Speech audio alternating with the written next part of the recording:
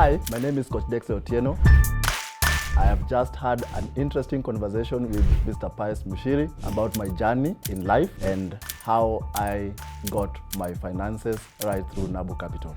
I hope you enjoy this conversation and I hope you take action. Thank you so much.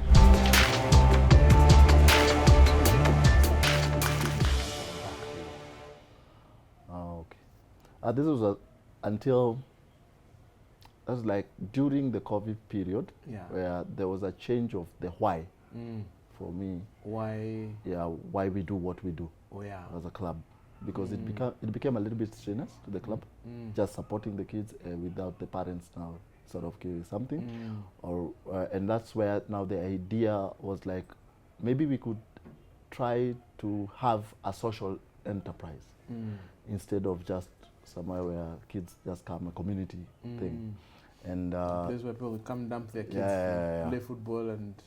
for sure. And that transition was heavy because even the professionalism part of things demanded a lot in terms of a bit of finances here and there.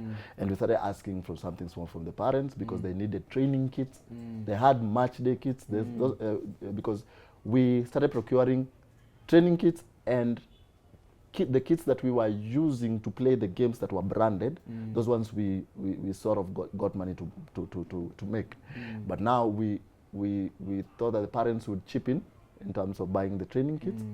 And now the next step was trying to sell some merchandise.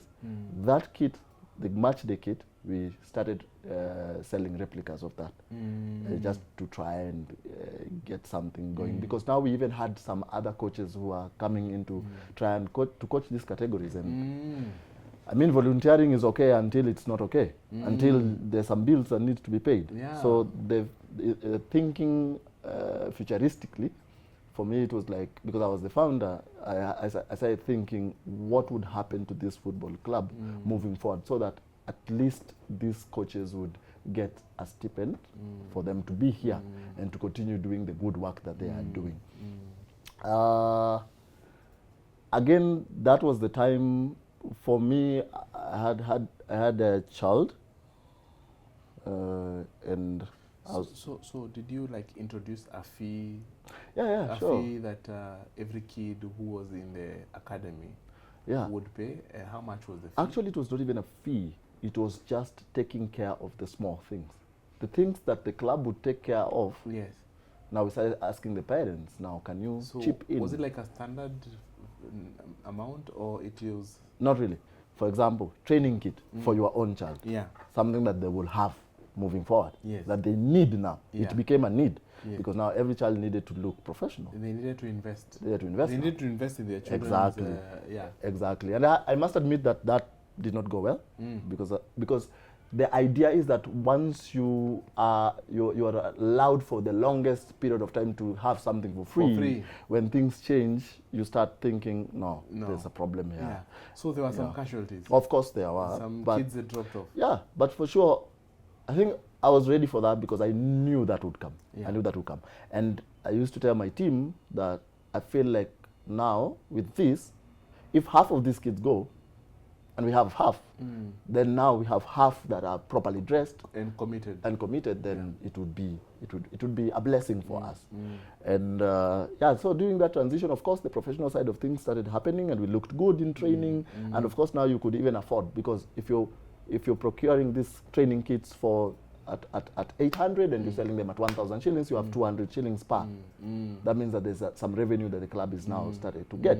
And now that would support in terms of equipment, balls, bibs, whatever. And now we really turned the face and we looked like a seriously, professionally run football club. I should have asked this question earlier, but what was your aspiration for these children joining the Young United Football Club? So Young United Football Club's main aim was to develop these players, because it was a football club. We want to use football to be able to get to a point where these students would aspire to become what I could not become. Professional. You literally transferred your dream exactly to them. to You them. give them a platform. Exactly. Yeah. So I felt like if they could continue with what I could not achieve, Yes. then it would feel as if I achieved There were better chances. The probabilities were higher. with them With them. than it was Than it with was me. for you. Yeah, and that is why. That's very noble. Yeah, exactly, and that is why we needed now to professionalize things. Early on. Yes. Faster.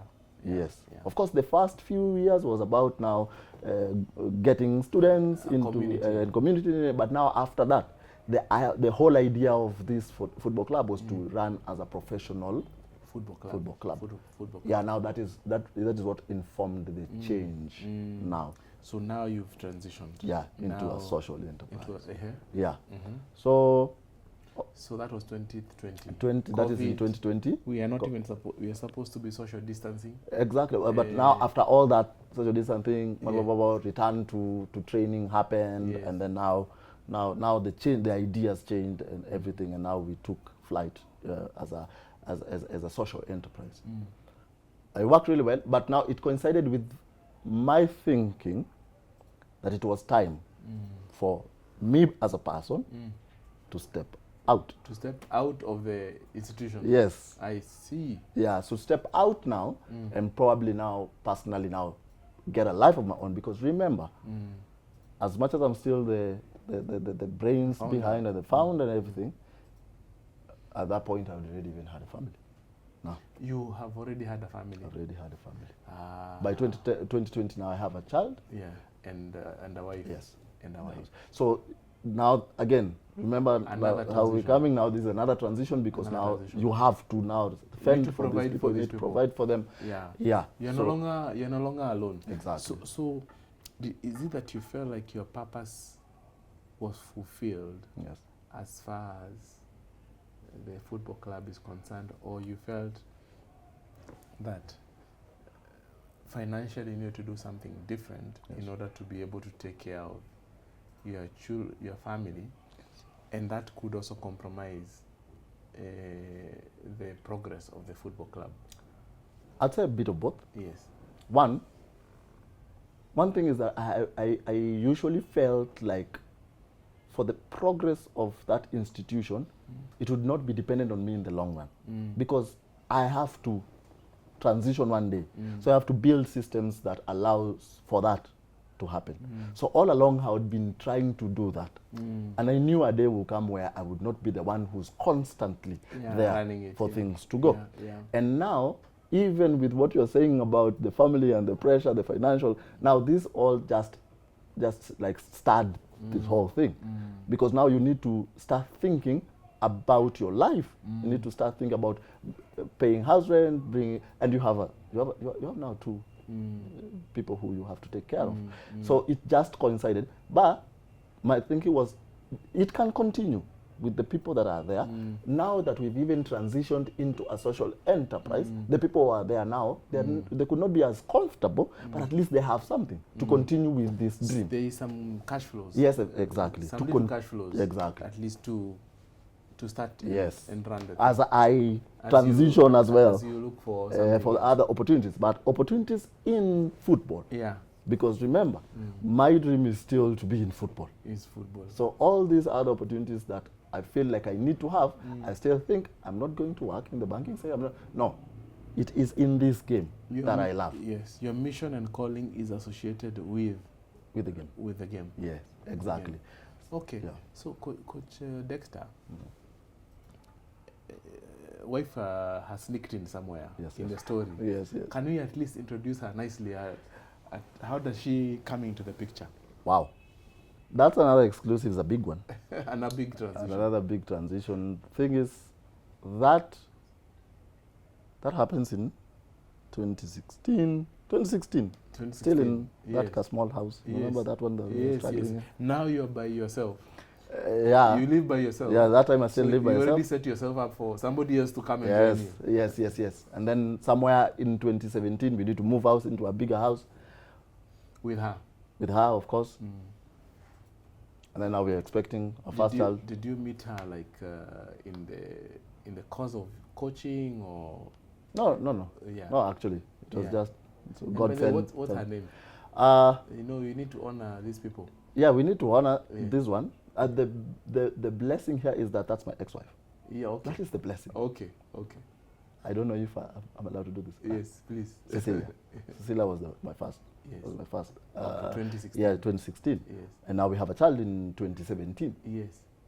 Oh, so you see. Yes. So 3 years later, now we are in this transition of trying to now make sure that in the long run things are going to work smoothly. Yes. Fortunately, unfortunately, whatever it is, Yeah. let me just say it on set. That period was not easy. And I'll still say this. That period, 2016, All 2017, from, 2020. Yeah. It was not easy. Now let me just take you back a little bit. Now, what helped sustain us was that I succeeded in getting a job at Mathare Youth Sports Association, MISA. So I could work, but still continue with my football club. So there was something coming in. Yes. That is why now we could move into this bigger house. Yes. And now that life was happening. So we were a bit somewhere. So when you say a bigger house, we've come from one room. Yes. How does a bigger house look like? You know, this is a beautiful story that we are tracking. A bigger house is a one-bedroom house. It's a one-bedroom house. That's a big one. That was like a big one one. room to. I'm telling you. It's big. From where we are coming from, yes. That was a real leap. Yes. Yeah. So with a bit of a salary here, not as much, but something. Yeah. So we felt like, okay, now we need to. Yeah. God bless us with a child. And at least things were. That is Melina Ella. Melina Ella. Yes. Beautiful name. Achieng. Named after my mother. Yeah. So, but before COVID could happen, there was a need for me not to be in the organization anymore. So, and I thought that now, let me go again. This is the issue. Football constantly and continuously calls me. Full time. Yeah. Because when I'm in this organization, I cannot be full time. I can be sometime.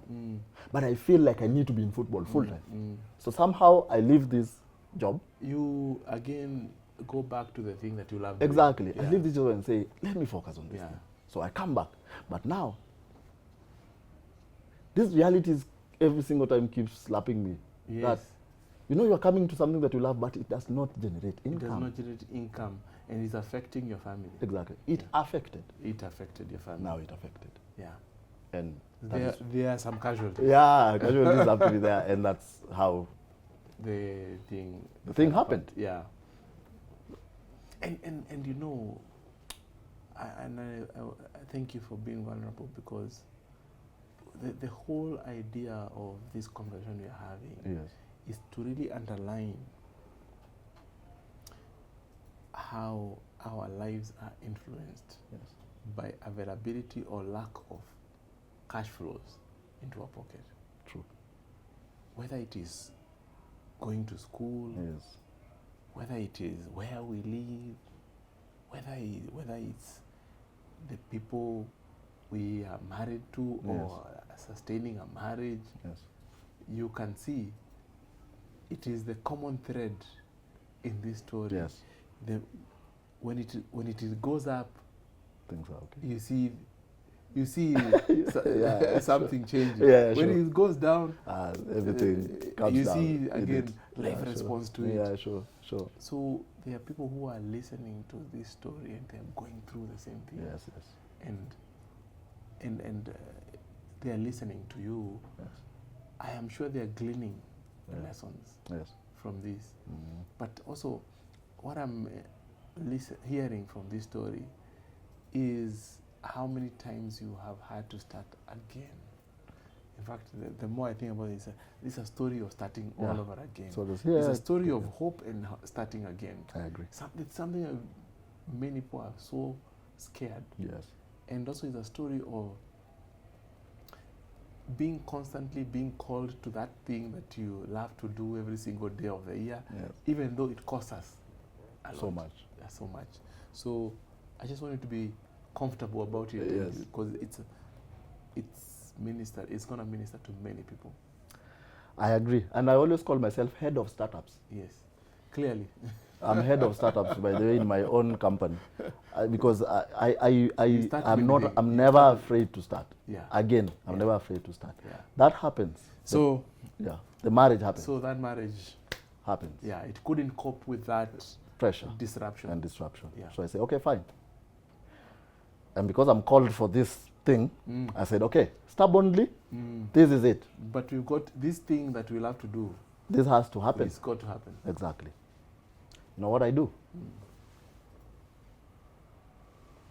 I decide to start again. That house, everything, sold away. Everything. You sold everything in the house? Everything. Everything. But now this happens in That happens in the 2020 now. Sold everything. And I say, I'm going to start again. So this phase of my life, this one that we're seeing right now, started in 2021. This season we are in. This one. This is the second half of my life. This is the latest season. Yeah, I call it the second half of my life. The second half of your life. I've already played first half. Yes. The results were not as favorable. I agree. I agree with the referee's decision. The results were not as favorable. I am in the second half of my life. We're in now. Second half. Second half. We need to overturn the scores. Exactly. Yeah. And that is where now, personally, I decided to take a keen interest. Yeah. On something that is talked about. On money. Preservation. Actually, how to get it. How to get money.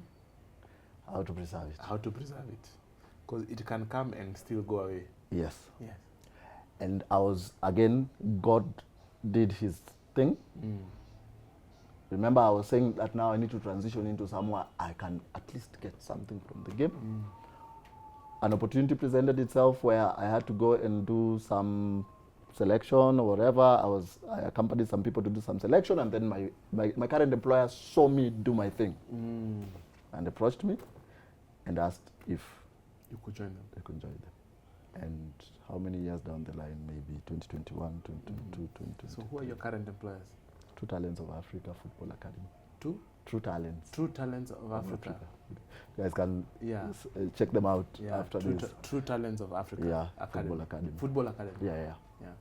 And that was the beginning of now, at least, drawing something you could call a salary. A salary is cash flows. Yes. Steady cash flows coming into your account. And now the lesson. Remember, I'm carrying the lessons. And from your first half. And I tell myself, now, there's a high chance that if I ever started again, it's going to be a little bit too late. Now, can we make sure that the second half is a bit stable? Yeah, it has to be a bit stable. Because that's an important thing. Yes. Every time you've had to start, you start not just what you're doing, but even the cash flows have to start again. You have to start. So now the lesson from first half is, how do you start again without having to start to be a starter on cash flows? Yes. Yeah. That's a good one. Financial education needed to start because I didn't have any. Savings was the first step again, something that I'm good at, savings. Yeah. Saved and saved diligently. I think I'm very diligent. I think my character speaks for itself in terms of diligence, in terms of things like that. So saved diligently.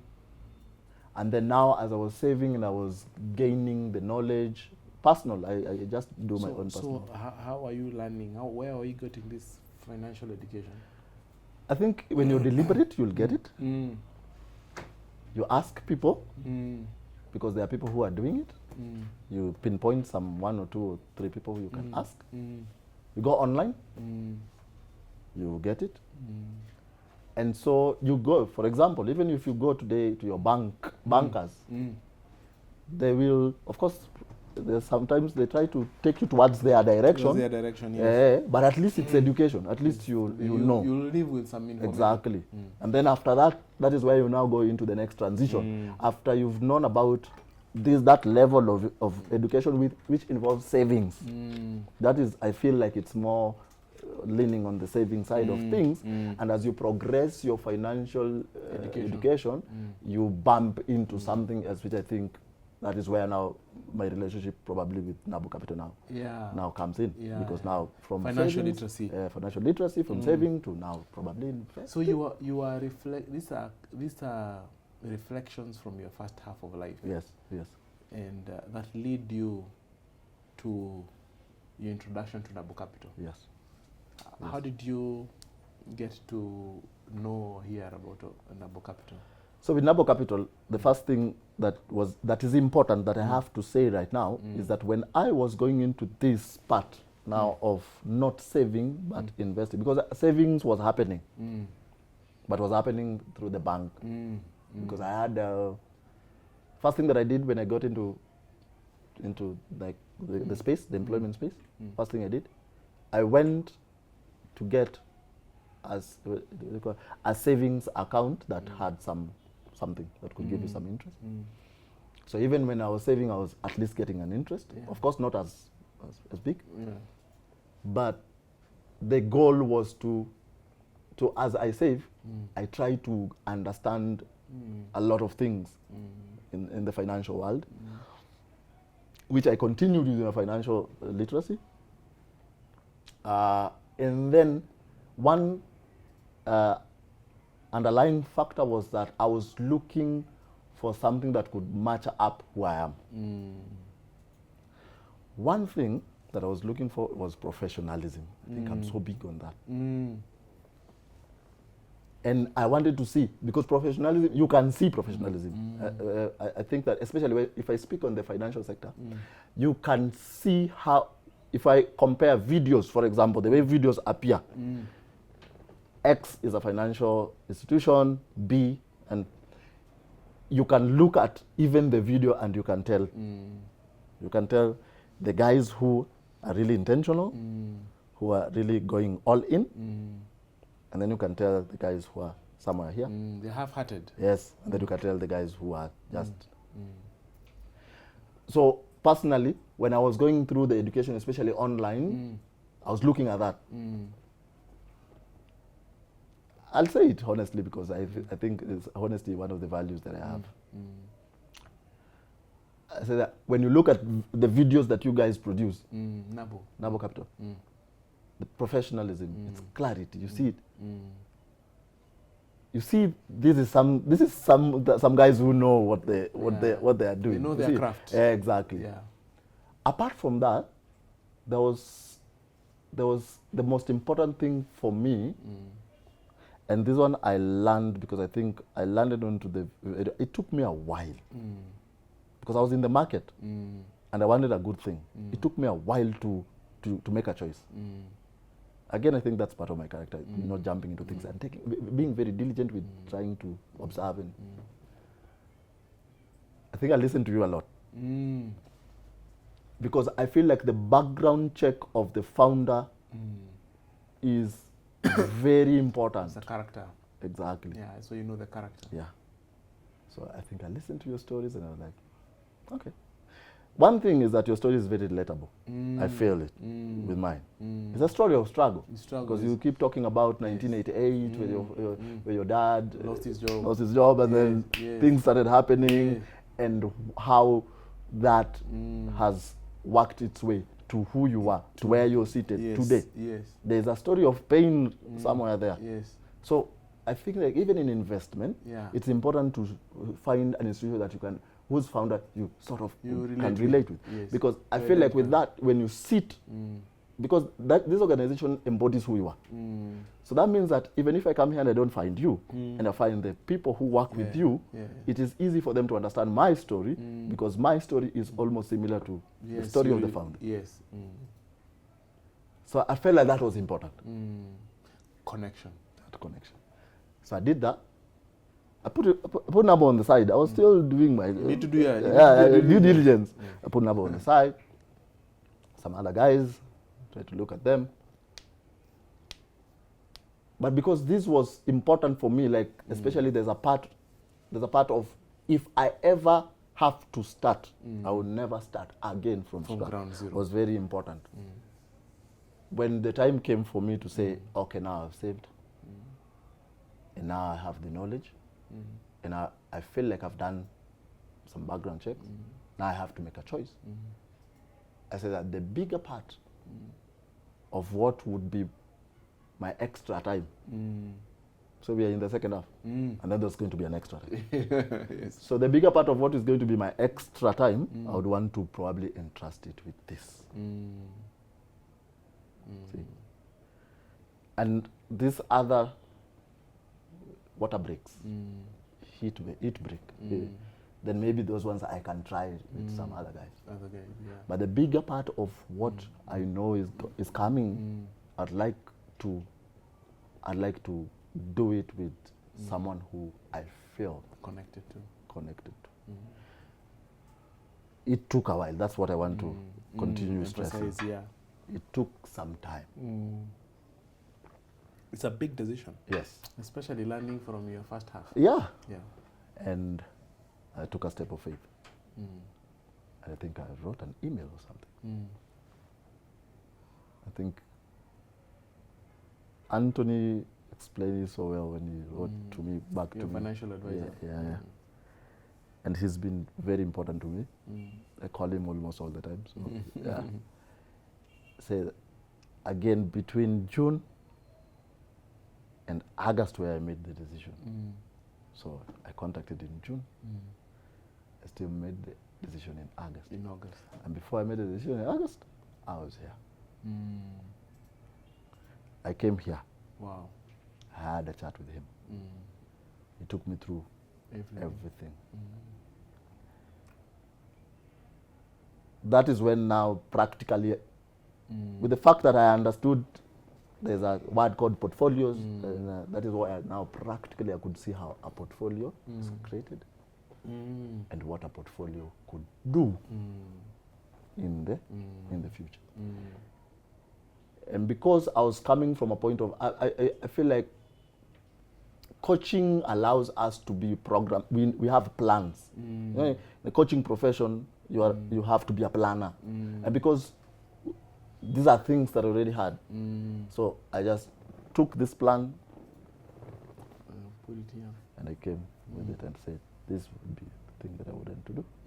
And then now Anthony, we started chatting about how we can plant here, we can do this here, we can do this here. And that has been us, I think Laureen and I, today in the morning. I was surprised of how long I've been here. And I thought that I've been here for too long. Yeah.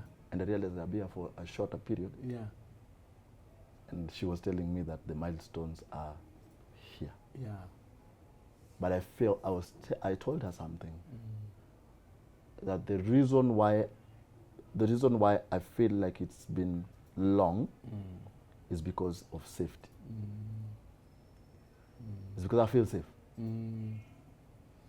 I feel at home. You settled. Yes. You're at home. And so the most that I do is read my financial statement. And if there's any changes, I'd ask my relationship manager. Yeah. And we'd have a conversation about it. And we continue. Yeah. And he's always there to guide. One step at a time, one step at a time, one step at a time. Of course, there's still a lot that we need to do. Yeah. But the little that we have done Yeah. is an example of what it could look like. Yeah. Yeah. Yeah. And I think that for me is so satisfying. you have begun your journey, and I really like how you look at your life in two halves. Yeah. First half, you played what you call active income. Yes. The strategy was active income. And the challenge with active income is that when the game ends, when you have to start again, you also have to start from zero with your cash flows. Now in your second half, you are playing a different strategy of passive income. Yeah? Money that comes into your bank account without you showing up at work. where if you have to start again in your job or business, your passive income will still be coming to the bank. So at no point in time will you ever have to start from ground zero again. From scratch. So I'm excited about that huge lesson. And you paid a lot of tuition. Yes, sure, I did. To learn. Yeah. To learn that. But how is it going? How is it, from where you started, are you seeing the money that is now attributed to you, yes, interest income or cash flows, yes, growing every month? I calculate. Yes. Every second of every month. Yeah. Is my financial day. Yes. Calculate. To meet with yourself. Everything. And your statement. And I can tell you I know how much comes in. And I am happy about it. Yeah. I'm happy about it. I think that is the most satisfying thing. When you can look back and when you calculate, you even know how much your money has made this month. And that is the beauty about it. Exactly. Because you didn't have to do anything yourself. Other people are actually working for you. And all you have to do is end month. And look at the statements, do your calculations. You only need to look at it at the end of the month. Yeah. Yeah. And what's the end game for this journey that you have in your second half? Okay. So when I came here, first thing, explain to Anthony what I want, how things are, and then he told me that would look something like a lifestyle portfolio. A lifestyle portfolio. Because you want to take care of your life before you take care of other things. You want to make sure that at least the life that you're living today. Maybe you can explain to people, I have done this explanation many times, what a lifestyle portfolio. Yes. But they may understand it better from you than me. Okay, from somebody who has not done any financial things, I feel like this is the life that we live, the one that you live today, the house rent that you pay, the food that you, the shopping, groceries, and everything that you partake. Just normal, whatever you do financially from the first day of the month up to the last day of the month. That is the lifestyle that you're living. That is the financial lifestyle that you're living. So the idea is, with the lifestyle portfolio, the way I understand it is, if by any chance you left your job. I have just had an explosive conversation with Coach Dexter. A story that is extremely thought-provoking and inspiring. And I feel energized, I feel challenged, and I feel inspired to go forth and do what we do here at Nabo Capital for as many people as possible. This story is not just for the people who've made it in life, it's for the people who are asking questions. How can I break through? Just subscribe. Make sure you put that alarm on so that when the next video and the next episodes are coming, you'll be the first to know. Take care. See you on the next video, and God bless.